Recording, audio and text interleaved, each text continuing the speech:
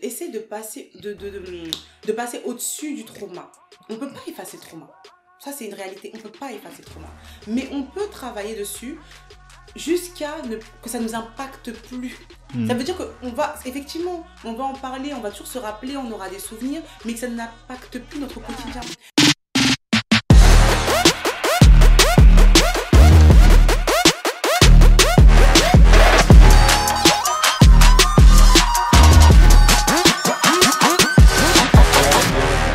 Et à toutes, j'espère que vous allez bien. Ici au boy Habib Sall, a.k.a. Cérémonie du Sall.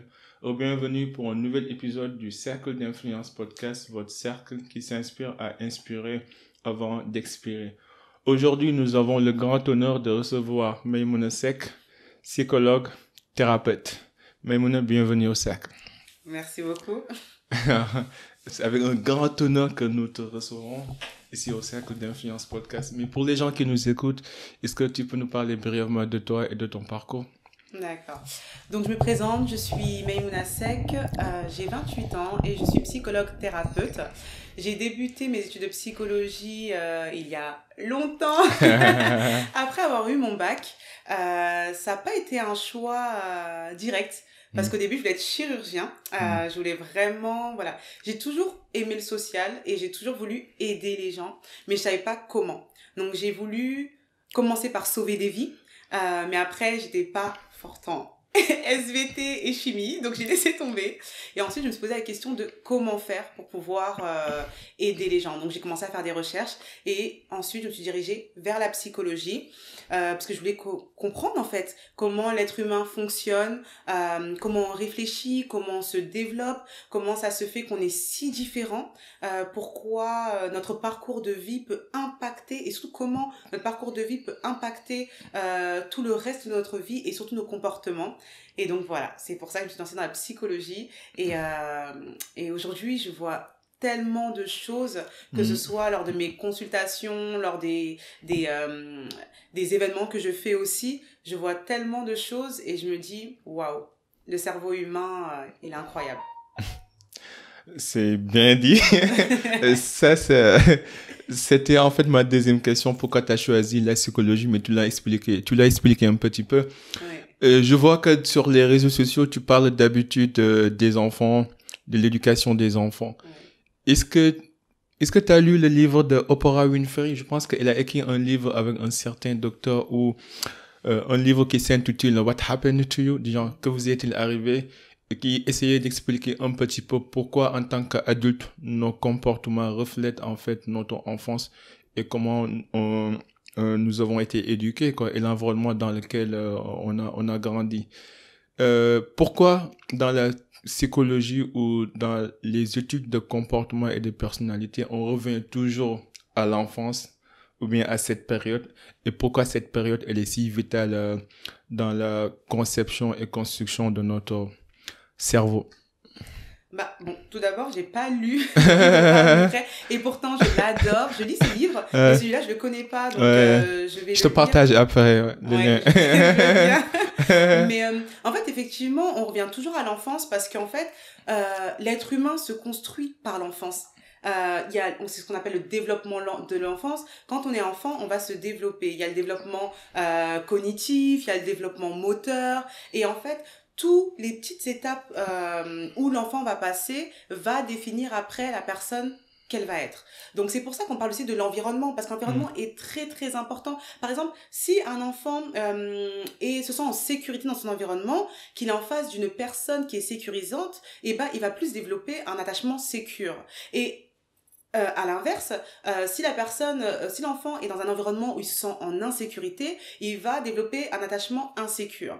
Donc, bien sûr que ces deux enfants-là, et bah, quand on va regarder leur développement, comment ils vont avancer dans leur vie d'adulte, et bah, on aura deux choses totalement différentes. Parce qu'un enfant qui s'est toujours senti en insécurité quand il était petit, il va avoir cette difficulté à se sentir en sécurité avec les personnes qui sont autour de lui ou d'elle. Parce qu'en fait, il va se dire, quand j'étais petit, l'adulte qui est censé être protecteur avec moi, qui est censé me donner de l'amour, ne m'a pas sécurisé. Donc, qui va pouvoir me sécuriser ? Donc, en fait, cet enfant-là va toujours être dans la méfiance. En tout cas, ça va dépendre, d'accord? Mais principalement, ces enfants-là vont être dans la méfiance. Alors que les enfants qui ont eu ce côté sécurisant, et ben, ils auront, on va dire, plus cette facilité à faire confiance soit à l'adulte, aux personnes qu'ils vont rencontrer. Et après, voilà, il y a plein d'autres événements de leur vie qui pourront impacter leur comportement. Mais c'est pour ça qu'on revient toujours à l'enfance. Et même dans les thérapies, la plupart du temps, quand on va voir un psychologue, on va commencer à raconter son histoire. On va raconter ses comportements. Et directement, le psychologue va vous dire quel était votre lien avec votre père ou votre mère. Comment ça s'est passé dans l'enfance. Quel enfant étiez-vous comment, voilà, on va toujours retourner pour déjà savoir comment vous vous êtes construit. Comment vous êtes construit cognitivement, émotionnellement. Et en fait, on va ensuite faire des liens entre votre passé, ce que vous avez vécu dans l'enfance, et le présent, ce que vous vivez aujourd'hui. Il y a beaucoup d'enfants, par exemple, qui vont... je donne un cas, par exemple, d'une thérapie que j'ai suivie.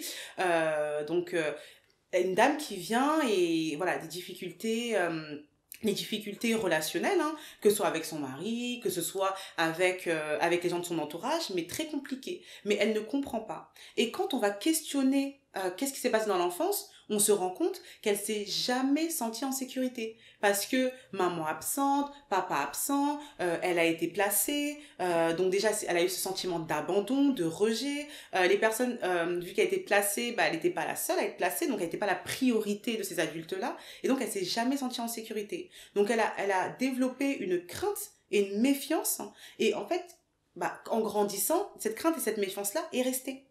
Et en fait, face à son mari, malheureusement, elle n'arrivait pas à avoir totalement confiance. Donc, elle avait ensuite des comportements où elle se mettait tout le temps, elle, en échec, sa relation en échec, à cause de ça. Et même au niveau professionnel. Donc, c'est pour ça. Non, je pense que tu as parfaitement raison. Après, même quand tu analyses les études scientifiques, c'est prouvé en fait scientifiquement que dans les familles monoparentales où il y a uniquement un seul parent qui élève l'enfant, cet enfant a moins de chances de réussir dans la vie que quelqu'un d'autre qui a grandi dans une famille où les deux parents sont présents et qui a été en fait bien nourri, bien éduqué et bien pris en charge. Et du coup, dans l'une des autres recherches aussi, je suis pas scientifique, hein, faut pas, je lis beaucoup, mais je suis pas scientifique, mais parfois, en fait, il y avait une histoire de deux garçons, leur père était alcoolique, et du coup, l'un a grandi et est devenu alcoolique parce qu'il voyait son père tout embourré, et il voulait ressembler à son père parce que pour lui, c'était un comportement normal. Alors que l'autre, en regardant son père en fait abuser sa mère, il s'est dit je n'aimerais jamais être comme mon père, et il a pris l'autre direction. Donc pour dire que parfois on peut avoir même situation, même expérience, mais avec des outcomes, avec des résultats différents quoi. Et du coup, en tant que thérapeute en fait, comment on peut aider les enfants à soigner leur traumatisme? Et comment aussi notre cerveau interprète dès le bas âge ces traumatismes pour dire que est-ce que ça c'est bon ou mauvais? Parce que j'imagine que le cerveau d'un enfant, il n'est pas assez construit pour faire la distinction entre le bien et le mal, quoi. Bah, en fait, c'est pour ça que c'est là que l'adulte rentre en jeu. Et effectivement, bon, je suis pas d'accord avec le fait que les enfants qui grandissent dans des familles monoparentales ont moins de chances de réussir. Tout va dépendre de l'éducation que l'adulte va lui donner, et aussi comment l'adulte va se positionner. Est-ce que l'adulte va être sécurisant ou est-ce que l'adulte ne va pas être sécurisant? Effectivement, si l'enfant est dans une famille monoparentale et que l'adulte n'est pas sécurisant, parce que c'est vrai que c'est compliqué, c'est faut se dire la vérité. Un enfant, éduquer un enfant seul, c'est compliqué. Parce que il faut lui donner à la fois de l'affection, il faut à la fois lui donner de l'éducation, il faut savoir faire le juste milieu. Sauf que dans les familles monoparentales, les parents ils vont essayer de combler le côté du parent absent. Donc la maman va essayer de faire la maman et le papa va essayer de faire le papa et la maman. Donc à un moment donné il va s'épuiser. Mais est-ce que là je me fais l'avocat du diable, est-ce que la mère peut jouer le rôle du père? Pas du tout. En fait, c'est pas possible. Mais en fait, en tant que parent, il y a cette peur que l'enfant manque de quelque chose. Que l'enfant ait cette...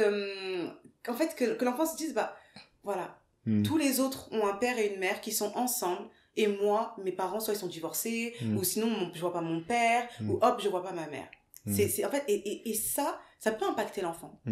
Et je pense que les adultes ne se rendent pas forcément compte de ça. Ils sont beaucoup dans, je dis le terme, mais égoïsme, de moi, mon bien-être à moi, ma paix intérieure à moi, et pas, bah, en fait, l'impact que ça peut avoir sur sur l'enfant.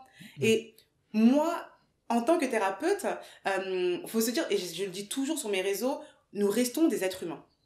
Moi, par exemple, je suis une maman seule avec ma fille. Elle voit son père, mais je suis une maman seule avec ma fille. Et c'est vrai qu'au début, j'avais ce truc, et pourtant je suis thérapeute, et je sais, mais j'avais ce truc au début de me dire, il faut qu'elle ne ressente pas l'absence de son père. Il faut qu'elle ressente pas que, bah, en fait, bah oui, il y a 2 maisons séparées, et tout. Il faut pas qu'elle ressente ça. Mais en fait, et au début, je m'épuisais parce qu'en fait, je peux pas jouer le rôle du père et de la mère, mais je savais très bien. Mais j'ai quand même essayé parce que l'être humain est comme ça. Mais en fait, à un moment donné, quand on se pose et que on regarde, on se dit, mais en fait, qu'est-ce qui est le mieux pour l'enfant? Est-ce que c'est d'avoir une mère ou un père fatigué parce qu'il essaye de jouer les 2 rôles, ou est-ce que c'est d'avoir un mère ou une père qui fasse son rôle à 100% et ensuite, bah, en fait, le reste, elle le fera petit à petit. L'autre parent prendra son rôle. Et c'est ça. S'il est présent, oui. Oui, s'il est présent, effectivement. Parce qu'il y en a certains cons qui sont pas présents. Excusez-moi du terme. Mais effectivement, mais s'il est présent, est-ce que, voilà, je laisse l'autre parent prendre son rôle. C'est sa responsabilité. Chacun prend sa responsabilité. Moi, je fais en sorte que mon enfant ne manque de rien. Donc, tout le côté attachement qu'il a besoin, je lui donne. Tout le côté sécure qu'il a besoin, je lui donne. Tout le confort qu'il a besoin, je lui donne. Je remplis mon rôle et ma responsabilité. Si l'autre le fait, c'est bien. Si l'autre ne le fait pas, de toute façon, les enfants grandissent et le verront un jour. Mais si déjà, en tant que parent, même si monoparental, on fait ce rôle-là, l'enfant se sentira en sécurité. Et donc, dans son épanouissement, il arrivera quand même à avancer. Ça ne veut pas dire qu'il n'aura pas mal de se dire, bah, en fait, j'ai pas mes 2 parents ensemble. Il aura quand même mal. Ouais. Donc, je suis parfaitement d'accord sur le fait qu'on peut faire du co-parenting réussi. Ça, on est d'accord. Des gens, 2 personnes divorcées peuvent se retrouver et élever un enfant sain, qui peut grandir dans un environnement prospère et sain, qui peut évoluer dans la vie de manière normale, quoi. Mais en tant que quelqu'un qui a expérimenté, parce que je suis sorti avec, ma mère, elle va regarder ça, mais c'est pas grave. Mais bon, j'ai eu 3 relations sérieuses dans ma vie. Et les 3 relations, c'était avec des filles qui avaient des parents divorcés.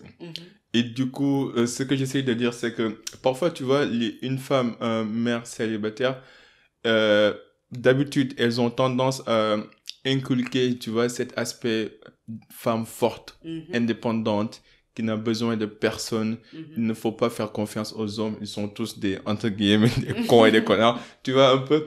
Et du coup, ça se ressentait, en fait, dans mes relations avec ces filles, parce qu'à chaque fois, elles attendaient que je fasse une erreur.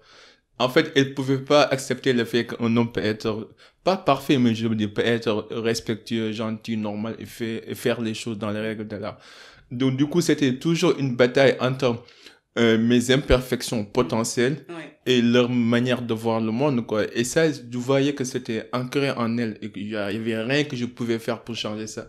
Parce qu'en fait, c'est les parents qui... En fait, on se rend pas compte, hein. C'est pour ça on revient toujours dans l'enfance. Parce que, en fait, l'enfant, on va lui inculquer les valeurs.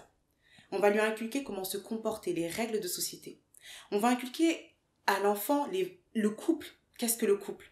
Donc, effectivement, un enfant qui grandit avec ses parents divorcés, déjà, il va se poser la question, pourquoi mes parents ne sont plus ensemble?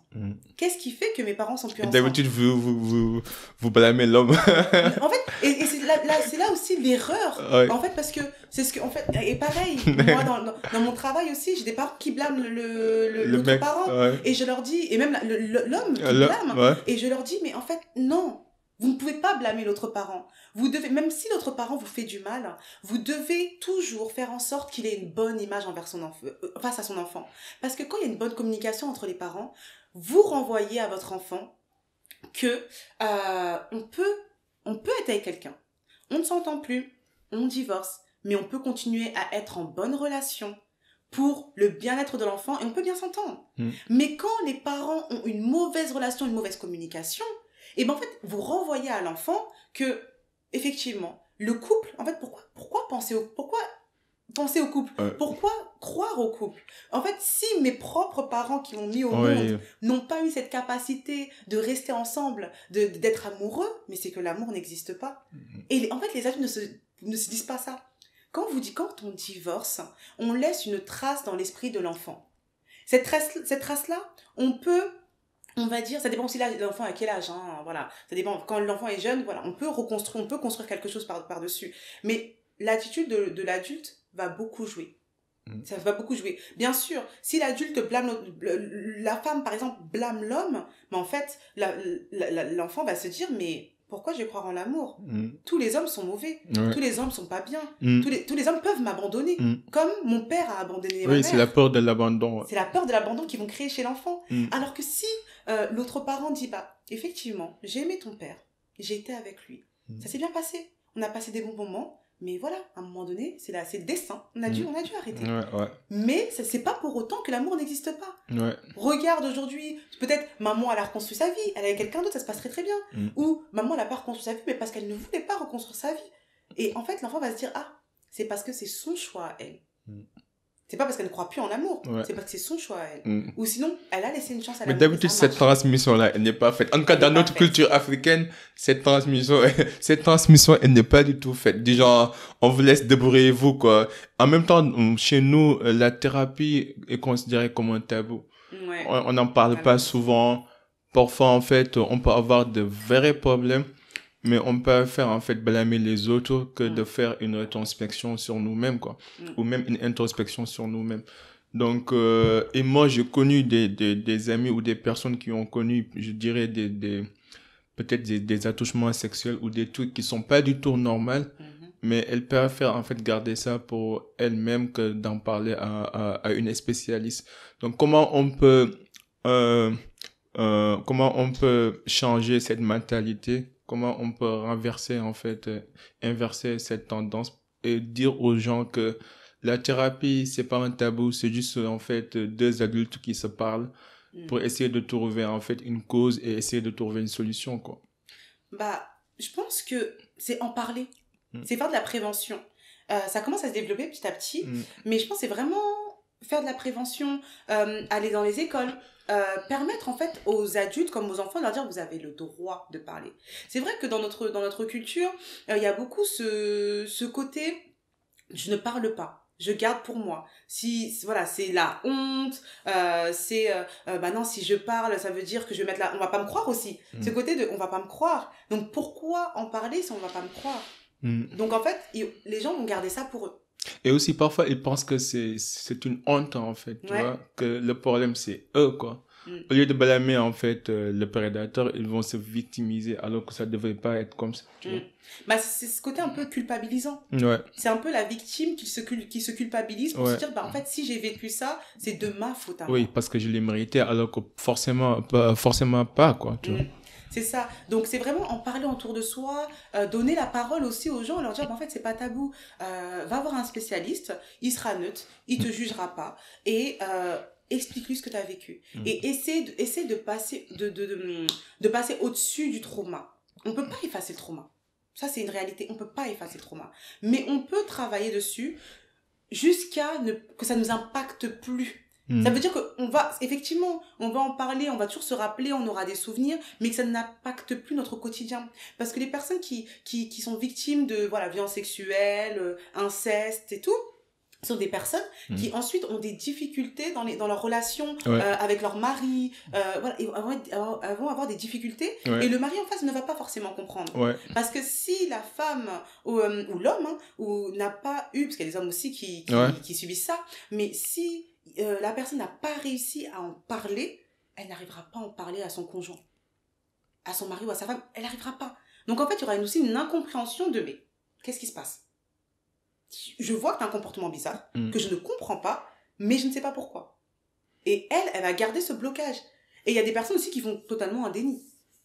Qui préfèrent oublier, leur cerveau préfère oublier l'événement que de faire en sorte que la personne en ait conscience, parce que ça serait trop dur et fort pour cette personne-là. Ouais. Non, et ça nous fait une bonne transition pour aller un peu à la santé mentale. Je pense que les deux sont liés. Du coup, nous, par exemple, d'abord, je parle par rapport à la culture africaine. Et même surtout, le terme santé mentale est un terme récent. Je me rappelle bien, il y a 20 ans, on n'en parlait pas. Hein. Il y a 20 ans, t'es un homme du genre, encaisse, vas-y, avance, c'est la vie, c'est comme ça, la vie est injuste. Et maintenant, je vois de plus en plus des athlètes internationaux, des joueurs en fait, ou même des gens qui sont très connus sur le plan sportif, qui prennent en fait des jours de repos ou des congés parce qu'ils se disent je me bats avec en fait une dépression ou je me sens anxieux, ainsi de suite. Et ça c'est devenu maintenant un terme qu'on accepte et qu'on a en fait intégré dans notre jargon de tous les jours. Moi je me rappelle bien, mon père il est un historique quoi, des gens, c'est l'ancienne génération. C'est du genre, on ne montre jamais ses sentiments, comment on montre l'amour, c'est de prendre soin de sa famille, de travailler dur et de payer leur éducation, de mettre de la nourriture sur la table, et puis c'est tout. Le reste, on n'en parle pas, quoi, tu vois un peu. Moi, j'ai hérité, j'ai hérité ça de mon père. En fait, je suis quelqu'un qui prend tout, qui encaisse, quoi. Après, bon, je peux encaisser jusqu'à ce que j'arrive à un point où la bulle va s'éclater. Ça peut prendre 1 an, 2 ans, 3 ans, mais je sais que ça va arriver. Mais quand ça arrive, je dis, c'est comme ça, on encaisse et on continue. Mais je sais que c'est pas la bonne solution parce que j'ai essayé, je réessaye encore. Et puis je me dis que non, come on, you can't do this again. Mais du coup, la santé mentale, toi, quels sont les phénomènes ou les causes, les troubles mentaux qui reviennent souvent dans tes recherches ou dans tes consultations, et comment en fait nous, surtout les jeunes africains qui n'ont pas cette habitude, peuvent approprier en fait, pas forcément aller voir une thérapeute, mais peut-être juste d'accepter le fait que la santé mentale, ça existe comme si on a une santé physique. Parfois, on peut avoir mal au corps, on va aller voir un médecin et ça, c'est normalisé. Donc, pourquoi pas, on peut pas normaliser le fait on peut avoir des problèmes mentaux ou des problèmes, des difficultés sérieuses dans la vie et qu'on aurait besoin de parler à quelqu'un d'autre pour essayer au moins de soulager la douleur, toi. Je t'avoue, j'ai oublié ta question. La santé mentale. Ouais, en fait je réfléchissais en même temps à ce que tu disais, je me disais, en fait, c'est très pertinent et c'est très important du fait qu'effectivement, la santé mentale, on n'en parle pas assez. Et c'est vrai que moi, par exemple, dans mes consultations, donc là, je vois de plus en plus de personnes de notre communauté qui viennent en me disant, en fait, je ressens que j'ai besoin d'un psychologue. Et ce qui revient beaucoup, c'est ce phénomène de dépression. Il y en a beaucoup qui me disent, en fait, je crois que je suis en dépression et en fait, je le sens, mais je sais pas comment faire, je sais pas comment m'en sortir. Il y a aussi un phénomène je me sens incomprise. Je me sens incomprise par mes parents, je me sens incomprise par ma famille, quand je parle, on ne m'écoute pas, ou voilà. Il y a des personnes qui ont vécu des traumatismes et qui me disent, en fait, j'ai réussi à débloquer. J'ai réussi à en parler à ma famille, mais ils m'ont pas cru.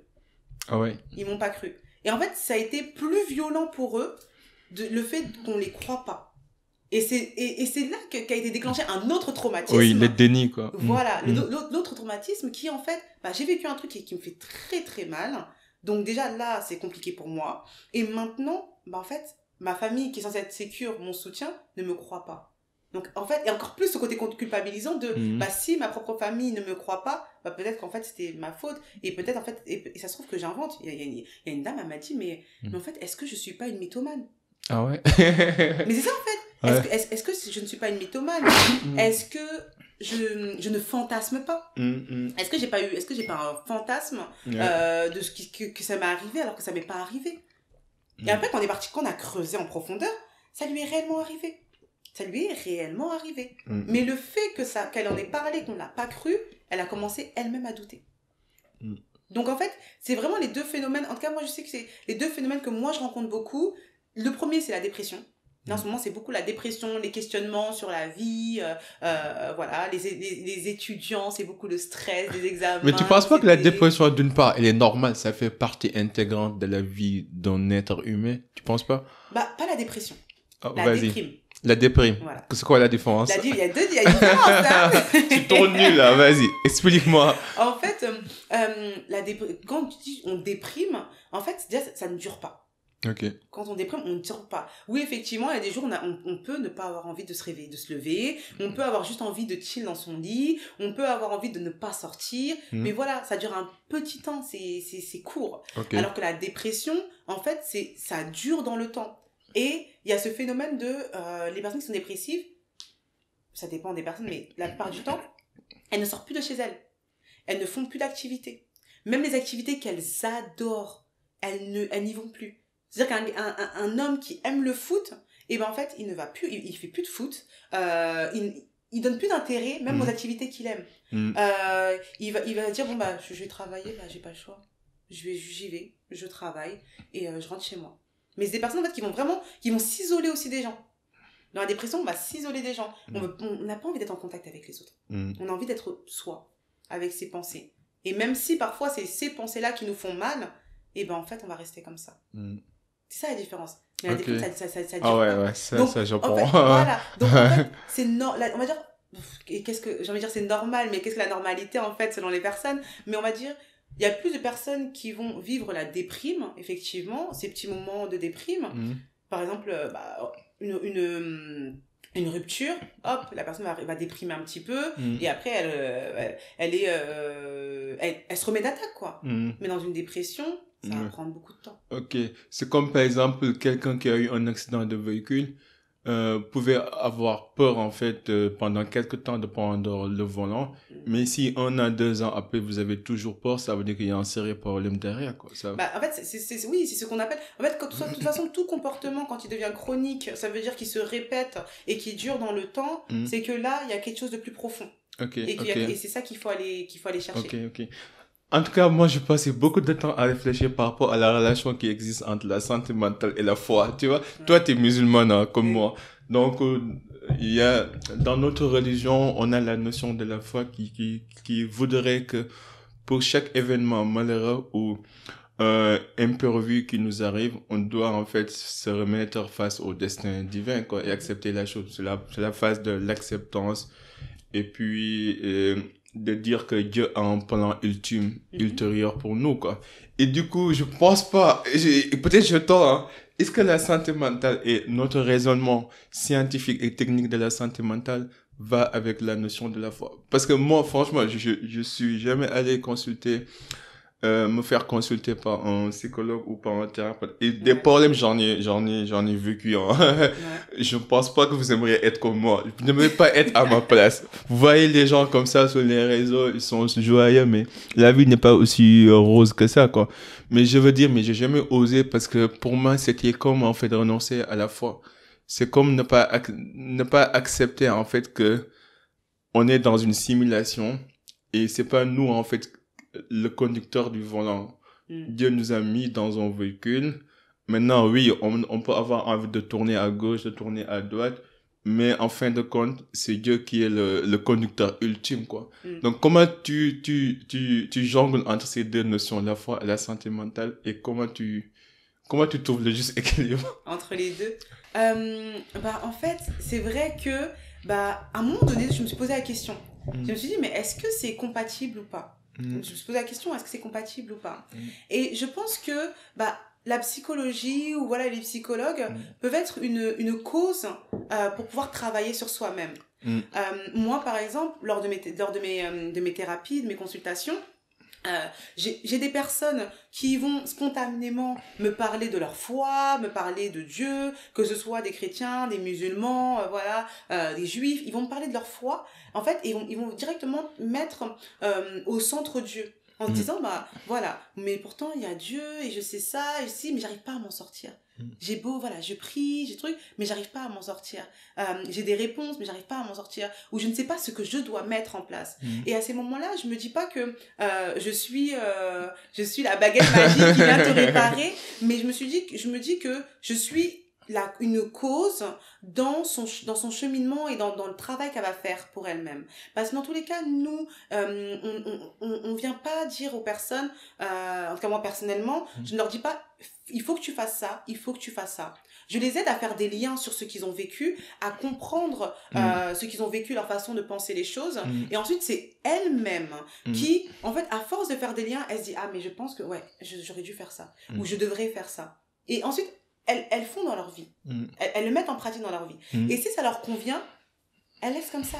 Et si ça leur convient pas, et ben effectivement, elles vont dire, bon, là, il va falloir qu'on continue. Ou voilà. Mais moi, pour moi, je prends la place de, je suis une cause pour pouvoir leur permettre de faire des liens sur ceux qui ne peuvent pas comprendre.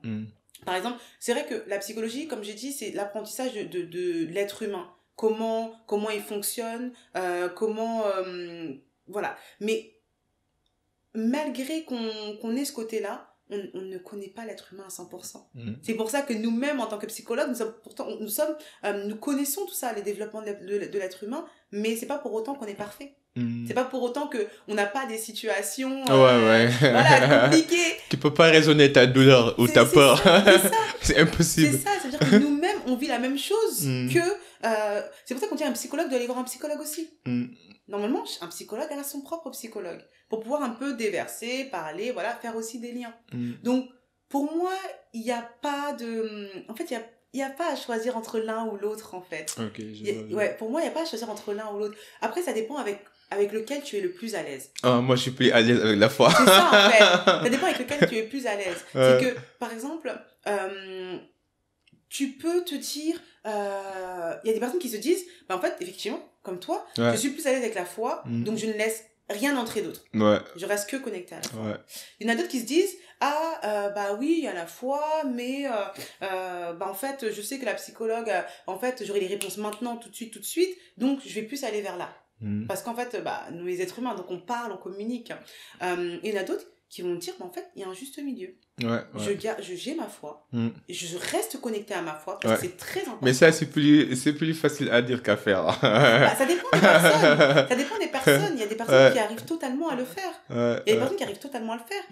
Moi, j'ai des patients qui me disent, je sais où est située ma foi et je sais où est située ma thérapie. Et de toute façon, la thérapie n'est pas censée durer. Une thérapie, on n'est pas censé durer 2 ans, 3 ans, 10 ans. Non. En fait, c'est une thérapie, moi, je vois ça dans c'est pour nous aider à avancer, à réfléchir dans notre réflexion, voilà, à passer des épreuves, voilà. C'est dans ça. Mais une thérapie n'est pas censée durer. Peut-être on va aller jusqu'à 20 séances.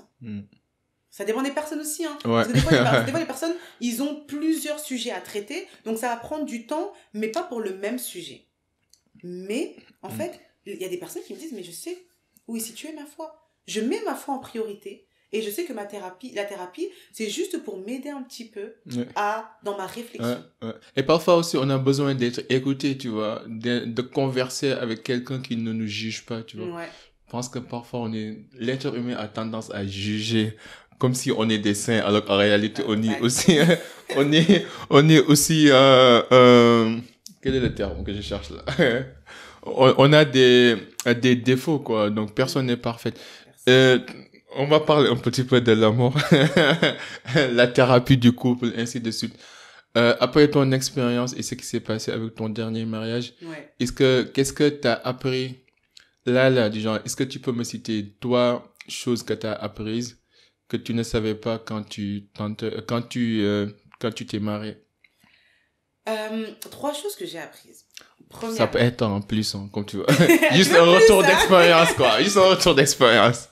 Non, le retour d'expérience en fait que j'ai eu, c'est que bah déjà comme j'ai dit, même si on est psychologue, même si on est thérapeute, même si on est thérapeute de couple, parce que moi je suis thérapeute de couple aussi, et en plus j'ai décidé, pour l'histoire, j'ai décidé d'être thérapeute de couple durant mon mariage. Pour comprendre, mais j'ai ce besoin de comprendre. J'ai besoin de comprendre, mais pour comprendre en fait le fonctionnement du couple. Pourquoi des fois on peut se friter? Pourquoi des fois on peut pas se comprendre? Qu'est-ce qui fait que? Et effectivement, moi, mon dernier mariage, par exemple, ce que j'ai appris, c'est déjà la communication. La communication, c'est tellement important Et en fait, des fois, on s'en rend pas forcément compte. Pareil, prendre en compte l'autre. On n'a pas les mêmes valeurs forcément. On n'a pas forcément la même culture. On n'a pas forcément la même vision. Mais pourquoi? Parce qu'on n'a pas la même éducation. Ouais. Et il faut savoir prendre l'éducation de l'autre et pas vouloir imposer l'éducation de l'autre. Et la troisième chose que j'ai appris, c'est vraiment ce côté de accepte l'autre dans son individualité. Parce que, en fait, il y a lui, il y a toi, et ensuite il y a vous. Il faut pas que lui et toi, et en fait, c'est juste, hop, vous faites un. Non, ça fait 3. Yeah. Il y a 3 personnes C'est des formules mathématiques, quoi. 1 plus 1 égale 3. Oui, c'est ça, en fait. C'est pas, voilà, c'est ça, c'est pas 1 plus 1 égale 1, c'est 1 plus 1 égale 3. Ouais. Donc, il faut prendre l'autre avec ses ambitions, avec ses passions, ses activités, avec sa vision des choses. Il y a toujours ce côté discussion où on va essayer de faire comprendre à l'autre, voilà, moi, ma vision, c'est ça, ta vision, c'est ça, moi, je vois les choses comme ça, mais on peut pas modifier l'autre. Et c'est très dangereux de vouloir modifier l'autre. Parce que quand l'autre se modifie pour toi, en fait, il se dénature. Et donc, il n'est plus le même. Et ça, moi, je sais que mon dernier mariage, il m'a beaucoup appris. Par exemple, moi, mon divorce, j'ai très bien vécu. Mais pourquoi j'ai très bien vécu? C'est parce que je m'étais tellement habituée et j'avais fait en sorte d'être la personne qu'il souhaitait que, en fait, je m'étais dénaturée. Et je me rendais pas compte. Et c'est maintenant, quand j'ai divorcé, je me rends compte pourquoi. Parce que ma personnalité est revenue. Comment je suis est revenue. Et c'est les gens qui me font me rendre compte de ça. Ça veut dire que c'est les gens qui me disent, mais waouh! Ouais. Mais j'en reçois des messages. Par exemple, là, je me suis remise sur les réseaux sociaux parce que j'avais arrêté. Et en fait, même des gens que je connais pas, que j'ai jamais vu, qui me disent, mais t'es en pleine forme. T'es lumineuse, t'es solaire, tu me donnes du peps, tu me donnes... Franchement, quand je vois tes vidéos, je me dis, waouh! Et il y a récemment, il y a une fille qui m'a envoyé un message qui m'a dit, donc une fille que j'ai côtoyée, qui m'a vue avant le mariage, pendant mon mariage et après le mariage, et qui m'a dit, mais je t'ai jamais vue aussi heureuse que maintenant. Je t'ai jamais vue aussi heureuse. Et même quand je te regarde, je me dis, j'aimerais bien avoir la paix que tu ressens maintenant. Et je dis, mais comment ça? Parce que moi, je me rends pas compte. Et je dis, mais comment ça? Et elle me dit, mais en fait, en te regardant, je ressens de la paix en toi. Ouais, ça, ouais. Et c'est là-dessus où je me suis dit, waouh! En fait, c'est très important de ne pas essayer de dénaturer une personne. Parce que quand tu la dénatures, peut-être que sur le moment, ça te plaît à toi parce que elle est la personne que tu souhaites. Mais c'est ça l'amour parfois. Hein. L'amour a ses raisons que le corps ne comprend pas. C'est tu ça. vois. Peut-être tu t'es dénaturé parce que tu te disais qu'à la fin, l'amour va finir par triompher, tu vois. C'est ça. C'est ça. Ouais. Non, je vois. Et quoi d'autre? Est-ce que tu as d'autres... Et comme j'ai dit, la communication. La communication, c'est très, très important pour que chacun puisse comprendre l'autre, voilà, ce qui nous plaît pas. Ensuite, faire des concessions. Faire des concessions. Ça, c'est très important. Et il faut pas que les concessions viennent que d'une seule personne. Il faut que ça vienne des 2 personnes. Il faut qu'à un moment donné, qu'il y en ait un qui puisse se dire, il faut que je lâche. Il faut que je lâche pour le bien de mon couple. Et après, il faut pas que ce soit toujours la même personne. Il faut pas que ce soit la même personne. Il y a ce côté dominant-dominé. Et ça, c'est pas possible. Ok. Je vois. Ah ouais, c'est super intéressant. Ah, tu me fais peur, là. Je te fais peur. Non, mais j'ai pas envie de me dénaturer pour personne, par contre. Ouais. Mais du coup, on peut parler un petit peu des réseaux sociaux. On en parlait un petit peu en off que parfois, en fait, avant, par exemple, un certain Habib vivait dans un petit village et il avait accès qu'aux femmes qui étaient, en fait, qui vivaient avec lui dans son village. Maintenant, le monde a changé. Un petit Habib peut rester ici, avoir accès à toutes les filles du monde, les filles les Américains, les Français, les Sénégalais.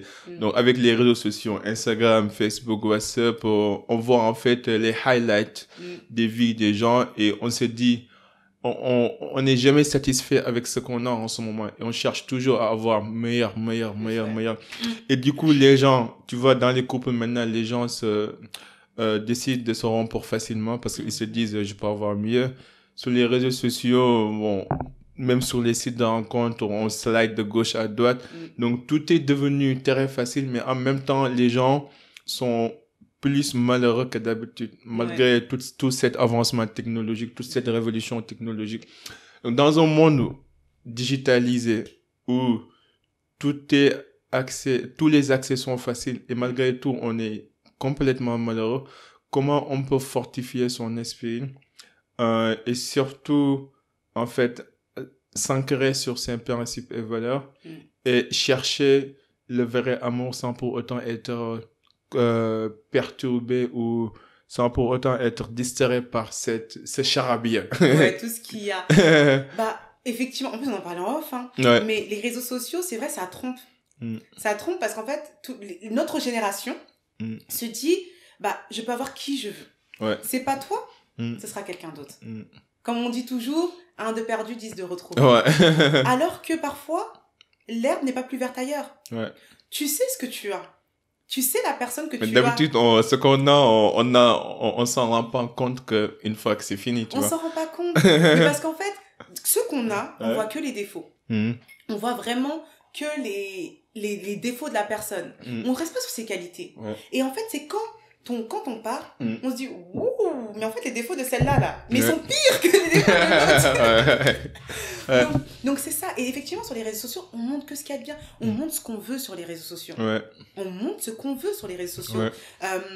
Si on bien sûr que quand on est bien avec son mari ou sa femme, bah, c'est là qu'on va prendre des photos, c'est là qu'on va prendre des vidéos, c'est là qu'on va montrer que tout va bien. Tout est merveilleux. Tout est merveilleux. Bien sûr que quand on vient de s'engueuler avec son mari ou sa femme, on va pas dire, chérie, on fait une petite vidéo pour montrer. Jamais. On va plus lui dire, vas-y, m'approche pas, s'il te plaît. Et en fait, c'est ça. Et les gens ne savent pas prendre la distance. Ils vont regarder sur les réseaux, ils vont dire, oh, mais ce couple, il voyage tout le temps. Mais pourquoi moi, mon mari ne me fait pas voyager? Oh, mais ce couple, ils sont toujours en train de faire des restaurants. Et pourquoi moi, mon mari ne me fait pas faire des restaurants? Mais en fait, mais pas du tout. Et pourquoi toi, tu proposes pas à ton mari de faire des restaurants? Pourquoi tu dis pas à ton mari, bah, bébé, viens, on sort aujourd'hui. Pourquoi tu prends pas les devants? C'est ça, en fait. Et je pense que aussi les réseaux sociaux font que souvent, les personnes sont en attente. En se disant, bah, je vais attendre parce que elle, vu que son mari lui a fait, j'attends que le mien, il le fasse. Et il y a une fille... on est dans la comparaison, Dans la comparaison. Quoi. Et il y a une fille, il y a récemment, je regardais sur Snap, et en fait, elle a mis... Oh, franchement, je remercie Dieu, j'ai le meilleur mari du monde. Et en fait, elle a dit ça, et 2 secondes après, elle a filmé, parce qu'il avait fait une surprise, il l'avait emmené dans un spa, voilà, il avait fait vraiment une très belle surprise. Et en fait, effectivement, quand tu regardes ça, tu dis, waouh. Il me faut un mec comme ça. Moi aussi, je demande bien. Elle n'est pas plus belle que moi. Pourquoi mon mec ne fait pas ça? Je la largue. Et en fait, ça crée chez les gens des complexes. Ça crée chez les gens des complexes. Pourquoi moi, tu fais pas ça? Pourquoi moi? Et le mari de tel, la femme de tel, et non. Mais est-ce que tu sais, entre 4 murs, ce qui se passe? Est-ce que tu sais? Pas du tout. Et aussi, chacun a son langage de l'amour. Chacun a son langage de l'amour. Ça se trouve que lui, c'est les attentions. Ça se trouve que lui, alors que toi, ton mari, c'est plus, il va te rendre des services. Voilà. Effectivement, le fait qu'il aille faire les courses, qu'il fasse en sorte que tu ne te manques rien sur la table, lui, c'est ça. Pourquoi tu rigoles? Je rigole pas. J'ai rien dit là. Non, je suis concentré. Je suis joyeux, c'est comme ça, je souris tout le temps. Mais voilà, parce que c'est son langage de l'amour. C'est pour ça aussi, voilà ce que j'ai appris de mon divorce. C'est vraiment analyser le langage de l'amour de l'autre. Parce qu'en fait, on ne peut pas imposer son langage de l'amour à l'autre. C'est pas possible. En fait, ce que je veux rajouter aussi, c'est que quand on regarde un petit peu, quand on fait la comparaison avec l'époque de nos parents, ils avaient plus ce respect aussi du mariage. Du mariage, même du couple. Hein. Après, eux, c'était directement le mariage. Je vais même pas parler de couple. J'ai parlé directement du mariage. Mais ce respect du mariage, le mariage, c'est sacré, c'est important. Et en fait, ça veut dire qu'ils faisaient quand même en sorte de rester mariés pour pouvoir, effectivement, pour les enfants. Mais parce que culturellement, divorcer, voilà, c'est pas forcément bien vu. Alors que maintenant, notre génération n'a plus cette patience. C'est, tu fais un petit truc, on divorce. Tu sais quoi? Tu veux pas m'écouter? On divorce. T'as raison. Et que tu... Bah, on divorce. Mais voilà, en fait, c'est vraiment... C'est ce côté, ce divorce facile qui peut sortir de la bouche facilement, et ben on le retrouve beaucoup dans notre génération. Et c'est comme on disait, c'est vraiment un de perdu, 10 de retrouvé. Et en fait, il n'y a plus ce côté. On peut retrouver dans notre génération, on peut trouver des personnes, ils sont à leur 3e mariage. Des mariages de 2 ans. 2 ans, je divorce, je me remarie. 2 ans, je divorce, je me remarie. Et en fait, on se pose la question de, est-ce que dans notre génération, il reste encore des couples solides? Mais qui sont les personnes à blâmer dans ça? Parce que je pense qu'avant le mariage, même le mariage, le non-mariage, théologiquement parlant, ça veut dire que c'est un engagement éternel, en fait. Quand tu dis je me marie avec la personne, vous êtes liés pour l'éternité. Donc, même si tu vois les couples des vieux, par exemple, les vieux que vous croisez, que ce soit quand vous allez en vacances ou au Sénégal, c'était, peu importe les difficultés qu'on va affronter, on restera ensemble. Pas juste pour nous deux, mais pour ce qui nous lie ici et au-delà, quoi. Tu vois un peu? Tellement. Et ça, je pense que cette notion, cette définition, ça a changé. Maintenant, le mariage, c'est quoi? C'est la quête du plaisir charnel, et puis le reste on va voir. C'est ça. Ouais, donc c'est un peu dommage que on a perdu nos valeurs traditionnelles, quoi. Et que maintenant, que ce soit les hommes et les femmes, on est tous très impatients. On veut ce qu'on veut maintenant, et on est dans la comparaison. Et la comparaison, comme disait Confucius, la comparaison est le voleur du bonheur. Je voulais aussi te parler de quoi? Le narcissisme. Je disais tout à l'heure en off que d'habitude les femmes les plus éduquées, en fait, en moyenne, ont du mal en fait à trouver des hommes parce que leur niveau d'intelligence en fait que elles peuvent faire sortir avec des gens qui sont au même niveau social qu'eux, ou peut-être même supérieur, mais c'est pas des types de personnes qui préfèrent dater en bas, quoi. Des gens, tu vois, un peu, on est d'accord sur ça. C'est ça, bon, on est d'accord sur ça. Sauf que le problème, c'est que là, sur tous les métriques, tous les indicateurs du monde, les femmes qui sortent de l'université sont largement plus nombreux que les hommes. Dans les environnements de travail, les femmes occupent presque sont en train de monter en compétences. Donc, du coup, c'est très difficile maintenant de trouver le high value man. Ce qui fait que ces femmes-là, elles ont un pool très limité de trouver des hommes de succès. Du coup, il y a un décalage ou il y a un déphasage entre ce que le marché propose et eux, leurs standards. Et du coup, est-ce que tu as remarqué cette analyse?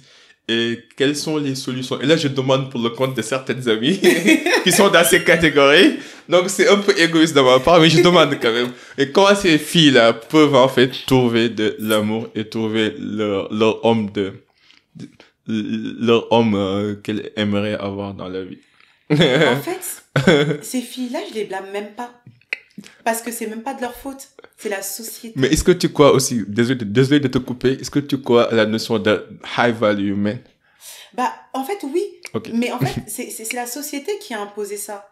Parce que dans notre culture, c'est vrai qu'avant, les femmes n'étaient pas éduquées. Donc, elles n'allaient pas à l'école. Donc, les hommes connaissaient plus, étaient plus intellectuels que les femmes.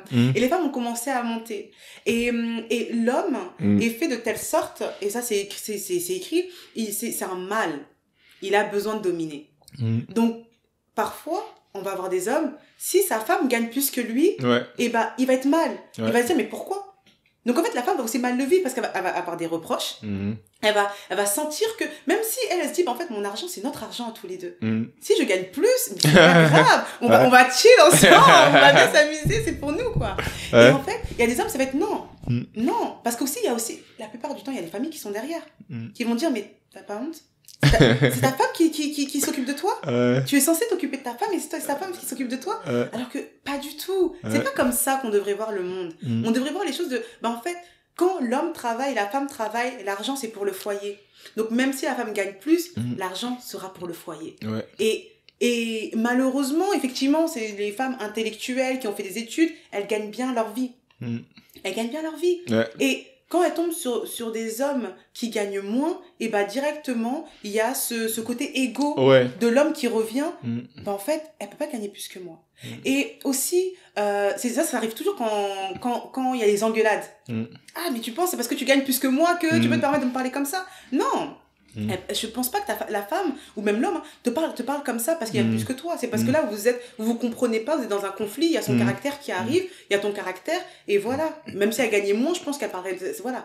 Mais souvent ça revient beaucoup en avant. Donc ces femmes là, elles se disent bah vaut mieux pour moi que je trouve un homme qui gagne plus que moi. Comme ça, je ne toucherai pas son ego. Mais sauf que ce pool est limité. Oui, ce pool est limité, effectivement. Il y en a de moins en moins. Je pense que ça représente 10% de la population masculine. Ouais. Après, je pense que c'est pour se sécuriser aussi. Parce que c'est pour se sécuriser aussi émotionnellement.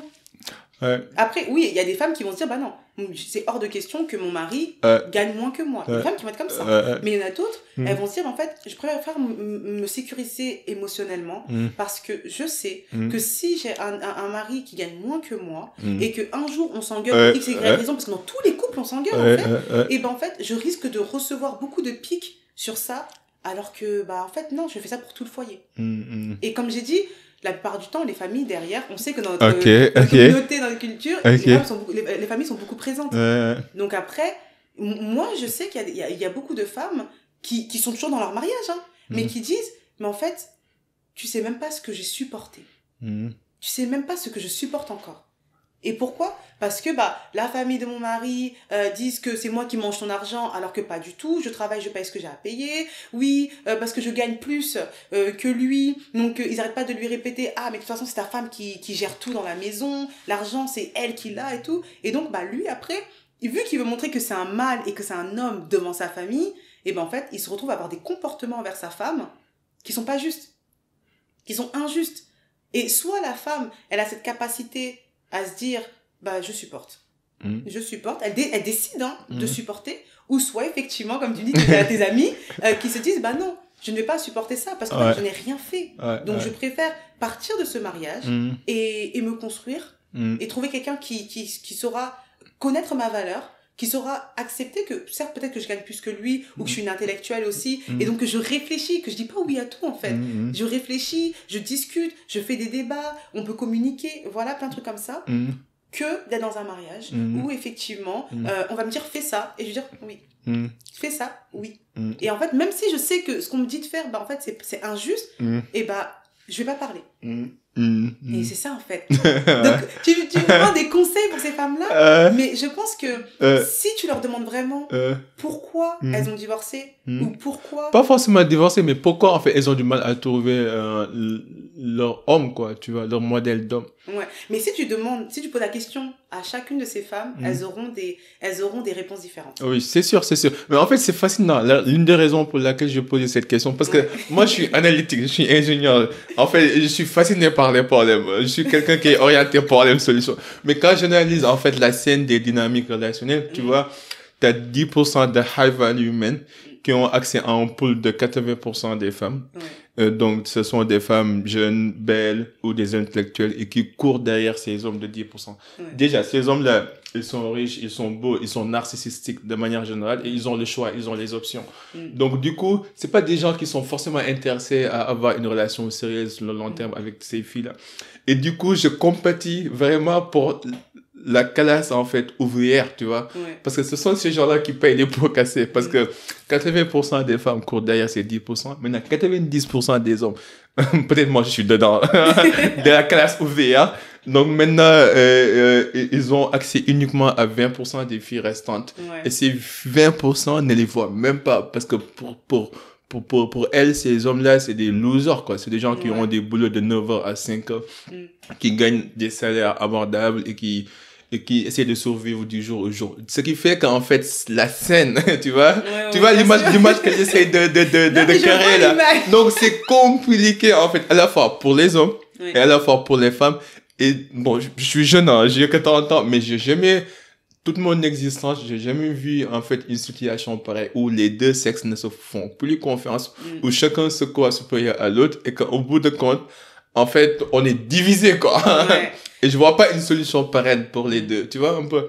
Après, c'est vrai que c'est comme je disais, hein, après, ce sera selon chaque couple et selon chaque vision des personnes. Ouais. Après, c'est sûr et certain qu'une femme, même si elle est intellectuelle, hein, qui cherche absolument un homme qui gagne tant d'argent, tout ça pour le matériel, dans un couple, c'est pas le matériel qui fait tout. C'est pas ça. On peut être avec, effectivement, quelqu'un de la classe ouvrière, quelqu'un qui gagne moins, et être heureux. Et c'est des gens dignes, éthiques, moraux qui travaillent dur. Mais pourquoi vous les regardez pas, ces gens-là? Moi... non, mais pas dedans. Moi aussi, je suis de la classe ouvrière, je me mets pas dedans. Non, mais je parle pour ces gens-là, parce que franchement, c'est des gens exceptionnels, tu vois. Mais d'une part, la société, on les regarde pas, quoi, tu vois. Eh ben, franchement, ça me fait mal. Ton prochain podcast, tu pourrais inviter une personne qui est dans ce standard-là et lui poser la question. Parce que c'est vrai qu'il faut être à cette place-là. Moi, par exemple, tu me poses la question. Moi, tu me poses la question, je suis de la classe ouvrière aussi. Donc, moi, en tout cas, je me considère comme la classe ouvrière. Donc, en fait, j'ai pas ce truc de me dire, mais en fait, il faut un homme riche, qui ait beaucoup de matériel. Non. Certes, je me dis, en fait, après ça c'est mon éducation. Mon père, par exemple, mon père, il le dit tout le temps. Mon père a fait en sorte d'élever toutes ses filles comme des hommes. Pourquoi? Parce qu'il s'est dit, en fait, si elles sont seules et que demain nous sommes pas là, elles pourront se débrouiller. Et c'est exactement ça. Moi, quand je regarde mes sœurs, on est comme ça. On est des débrouillardes. Et ce qui fait que ça c'est mon éducation à moi. Mais donc, quand je vais rencontrer quelqu'un, je vais pas me dire, il faut qu'il gagne tant, il faut qu'il m'offre tant de choses et tout. Après, j'ai, moi, mon langage de l'amour et effectivement, j'ai quand même des attentes. Mais je vais pas être dans cette perspective-là parce que je me dis, en fait, s'il ne m'offre pas, je peux le faire moi-même. Certes, ça me fait plaisir qu'il le fasse. Parce que ça me montre que, oui, effectivement, qu'il m'aime, voilà. Mais si lui ne le fait pas, je me lève et je le ferai moi-même. Il y a pas de souci pour ça. Je vois. et ça, après, et encore une fois, comme je le dis, c'est mon éducation. Parce que mon père m'a éduquée comme ça. Mais les autres filles, elles ont aussi leur éducation. Si effectivement, elles ont été dans une famille où le papa faisait tout, le papa gagnait plus que la maman, le papa donnait tout à la maman, il lui achetait il y a des filles, elles sont dans des familles où le papa achète des voitures à la maman, ou quand la maman a dit, j'ai vu le dernier salon là, je veux ça, le papa lui dit, tiens, va acheter le salon. Donc tous les 4 matins, le salon il change. Donc une fille qui a grandi dans ça, ce sera sa représentation. Et je reviens à ce que je disais au début, c'est important comment les adultes vont faire passer les informations, parce qu'en étant enfant, c'est comme ça que la personne va se construire, que ce soit l'image qu'il aura du couple, du fonctionnement du couple, de l'homme aussi, et de la femme. Donc tout ça, ça joue. On peut en parler de ça toute la nuit, mais bon, il me reste pas beaucoup de temps, donc j'ai juste quelques questions rapides avec des réponses rapides que je vais te poser après. Tu m'en dis ce que t'en penses. Première question. Si tu devais choisir entre les alternatives suivantes que je vais t'énumérer, que choisirais-tu et pourquoi? Donc, première question, c'est entre le fait d'être socialement accepté sans aucun talent particulier, disons une personne normale, et le fait d'être un fou doté d'une grande capacité d'innovation et de création, comme par exemple Kanye West. Que choisirais-tu? Non, je te pose la question. C'est vraiment les extrêmes, quoi. Tu es une thérapeute, tu es une psychologue, donc je te pose des questions difficiles. Et en fonction de tes réponses, je saurai où tu te situes vraiment. Donc on est obligé de faire un choix, quoi. Vas-y. Donc entre être accepté de tout le monde et de pas avoir de talent, ou être un fou et avoir un talent. Donc moi, je préférerais être fou. Même si je trouve que c'est 2 poids 2 mesures, tu vois, mais je préfère être fou parce que je me dis que avec la folie, en fait moi dans la folie je vois pas le côté fou, je vois vraiment la créativité, la réflexion, l'analyse, et je me dis en fait en analysant, en créant des choses, tant que moi ça me convient, c'est le plus important. En fait je veux me faire plaisir à moi dans un premier temps, tant que ça n'impacte pas les autres. C'est plus ça. Et je me dis que les gens m'accepteront si leurs valeurs vont avec les miennes. S'ils se reconnaissent en moi, ils m'accepteront. Et les personnes qui m'acceptent pas, c'est que leurs valeurs, leur vision n'est pas pareille que moi. Oui, je vois. Le narcissisme et l'arrogance entre les deux. Que choisirais-tu et pourquoi? Franchement, sans hésiter, je dirais le narcissisme. Pourquoi? Parce que je ne supporte pas les personnes arrogantes. Quelle est ta définition des deux, en fait? Pour moi, le narcissisme, c'est un peu être centré sur soi. Un ego démesuré, quoi. Ouais, mais en fait, moi, pour moi, pour toi, ok. pour moi, le narcissisme, c'est être centré sur soi, Ok. mais vraiment, voire trop.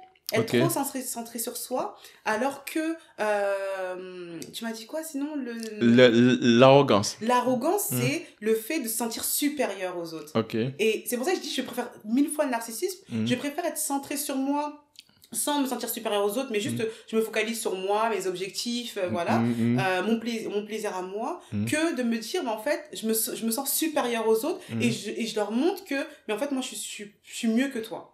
Ok. C'est pour ça. Vu que j'ai pas le choix, si je devais le choix, je prendrais aucun des deux. Mais vu que j'ai pas le choix, je prendrais le narcissisme. Ok. Je vais pas rentrer dans les détails, sinon on va passer la nuit ici. Un pessimiste réaliste et un rêveur optimiste. Un rêveur optimiste. Vas-y, pourquoi? Parce que j'adore rêver. Toi, t'as pas lu les livres. Les livres, seuls les paranoïaques survivent. Faudra lire ces livres, peut-être t'auras changé d'avis. Ah ouais, mais en fait, moi, je me dis, dans la vie, il faut rêver. Okay. Et c'est en rêvant qu'on crée des choses. Je suis beaucoup dans la créativité. Okay. Et faut savoir que le cerveau ne fait pas la différence entre le réel et entre la réalité et ce que tu rêves, en fait. Okay. C'est pour ça qu'on dit souvent, visualise les choses. Parce que quand tu visualises et que tu y crois, ton cerveau y croit aussi et il met tout en place pour pouvoir que ça se mette en place dans la réalité. Donc je préfère être une rêveuse optimiste parce que je me dis un jour, ça fera partie de ma réalité. Ok. Ok, autre question. L'amour conditionnel et l'amour aveugle. Gâche. Je blague. Donc, conditionnel, j'ai dit l'amour conditionnel et l'amour aveugle. T'as compris conditionnel là. Il y en a deux, conditionnel et inconditionnel. Donc j'ai dit mais conditionnel. C'est quoi? C'est contrôlé? Non, pas contrôlé, conditionnel. C'est comme, par exemple, il y a une citation qui dit qu'un homme est aimé uniquement à condition de quelque chose, qu'il soit en mesure de prendre soin de sa famille, qu'il soit en mesure de protéger, ainsi de suite. Ok. Donc c'est ça, bon, conditionnel. Mais avec une femme, tu l'as défini comme tu veux, l'expression, mais bon. À ce moment-là, je dirais l'amour conditionnel. Ok. Parce qu'on a tous des critères, on a tous des attentes, et il y a la réalité aussi du couple et même de l'être humain, des besoins de l'être humain. Donc il faut quand même mettre ça en avant. Parce que l'amour aveugle, c'est comme je disais tout à l'heure, dans l'amour aveugle, la plupart du temps, tu te perds. Ok. Tu te perds parce qu'en fait, tu laisses l'amour prendre le dessus, en fait, tu n'es plus toi. Tu n'es plus toi. Tu donnes tout à ça, et en fait, tu te perds. Et je pense, comme je disais tout à l'heure, c'est important de ne pas se perdre dans une relation, dans un couple. De ne pas se dénaturer. Ne pas se dénaturer. Donc peut-être, effectivement, je choisirais l'amour conditionnel. Ouais. Ok, et dernière question, la thérapie et la psychologie. Aucun des deux, parce que c'est la même chose. C'est la même chose. En fait, c'est les pratiques qui vont être différentes. Par exemple, dans la psychologie, on va dire un psychologue, en fonction de sa formation, de sa spécialité, il va, par exemple, le psychanalyste, il va plutôt te mettre sur un divan, il va t'écouter. Le psychologue, il peut faire des liens, ça dépend s'il est passif, s'il est actif ou pas. Dans la thérapie, ça va dépendre aussi. Il va y avoir les thérapies brèves. Ça va dépendre des outils qu'on va utiliser.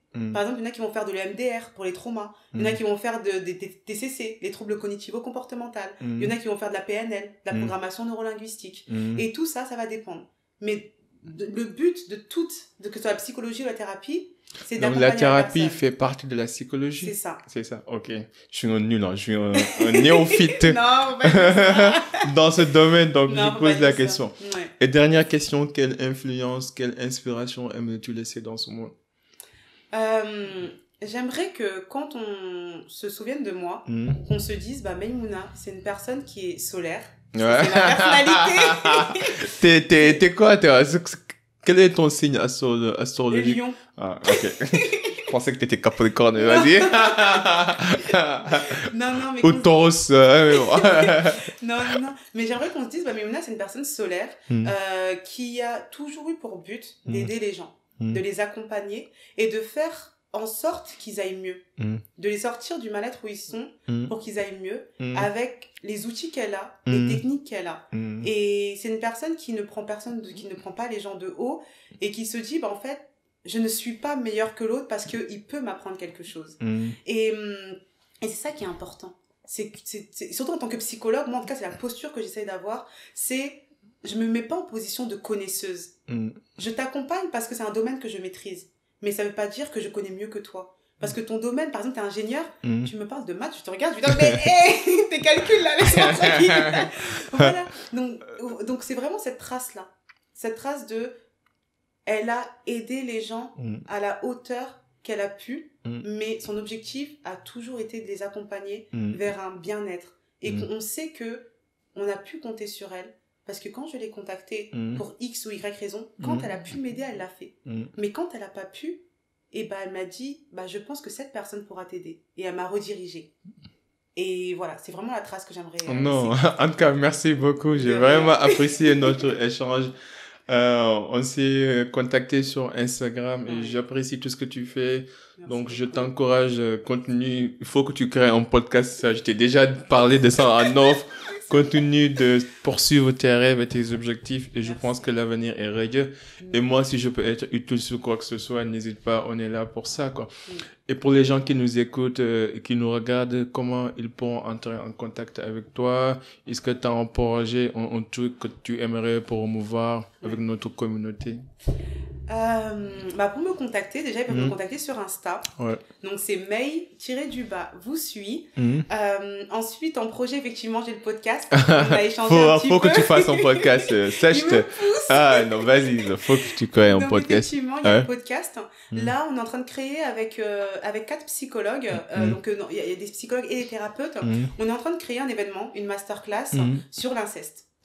Donc comment comprendre, voir les signaux, mais aussi comment sortir de l'inceste, comment travailler dessus. Donc on est en train de programmer des masterclass. Bon, il y en aura 4. Donc certains en distanciel et une vraiment très grosse en présentiel avec effectivement, comme je disais, plein d'outils, plein d'ateliers. Donc voilà, là pour le moment c'est des projets. Super, donc je mettrai les liens dans les show notes comme d'hab et donc n'hésitez pas à envoyer un message à Maïmouna de ce que vous avez appris de cet épisode et de lui faire un coucou. Donc c'est le Cercle d'Influence Podcast. Est-ce que tu as un dernier mot avant qu'on boucle? Franchement, un grand merci de m'avoir contacté. Il y avait des psychologues. Le plaisir est pour moi. Et cet échange a été pour moi, c'était très bénéfique. Et j'ai appris plein de choses et c'est aussi dans ma réflexion, dans mon analyse aussi. Donc je tiens à vous remercier. Merci beaucoup, c'est gentil. Les gars, à la prochaine. Et en attendant, soyez uniques, soyez légendaires. Peace and love. Be out. Bye.